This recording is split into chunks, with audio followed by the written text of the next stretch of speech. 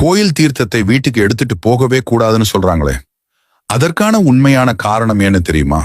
புனிதமான இந்த ரகசியத்தை தெரிஞ்சுக்க உடனே ஒரு லைக் போடுங்க. நம்ம எல்லாரும் சாமி தரிசனம் முடிஞ்சதும் பக்தியோட தீர்த்தம் வாங்குவோம். ஆனா நிறைய பேர் அதை பாட்டில் அடைச்சு வீட்டுக்கு கொண்டு போவாங்க. இது எவ்வளவு பெரிய தவறு தெரியுமா? நமது ஆகம விதிகளும் சாஸ்திரங்களும் இதை ரொம்ப கண்டிப்பா தடுக்குது. ஏன் அப்படி ஒரு கடுமையான விதியை நம் முன்னோர்கள் வச்சாங்க? இதுக்கு பின்னால இருக்கிற ஆன்மீக ரகசியம் என்ன?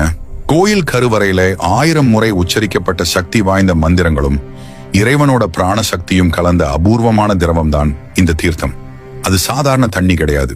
அந்த புனித நீருக்குள்ள இறைவனோட அதிர்வலைகள் அப்படியே அடங்கி இருக்கும். அந்த மகத்தான காந்த சக்தி கோயிலோட பிரகாரத்துக்குள்ள இருக்கும்போது மட்டும்தான் மிக பிரம்மாண்டமா வேலை செய்யும். அந்த தீர்த்தத்தை கோயில் எல்லையை தாண்டி வெளியே கொண்டு வரும்போது வெளி உலகத்தில் இருக்கிற அசுத்தமான அதிர்வலைகள் அதோட புனிதத்தன்மையை முழுமையா அழிச்சிடும்னு சொல்றாங்க. அதனாலதான் தீர்த்தத்தை இறைவனோட சந்நிதியிலேயே உடனே பருகிடணும்.